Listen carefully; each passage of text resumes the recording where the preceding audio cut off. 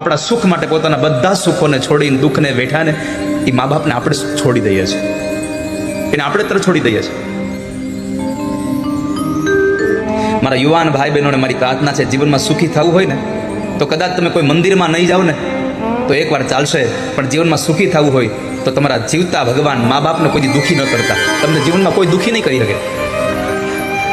તમારા હાલતા ચાલતા ભગવાન તમારા મા બાપ છે એને સુખી કરજો, એને રાજી રાખવાના પ્રયત્ન કરજો.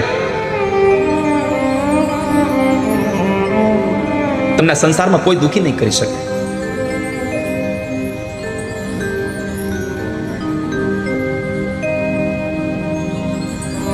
માં દુઃખી થઈ ગઈ છે.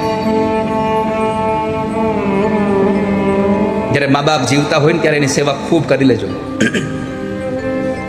એ મૃત્યુ પામશે પછી તમારી પાસે સેવાનો સમય નહીં રહે.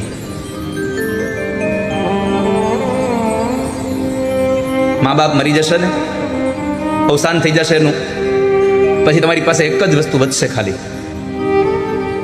જેવો જેવો સમય આવશે ને ત્યારે એને યાદ કરીને રોવા સિવાય તમારી પાસે કાંઈ નહીં હોય.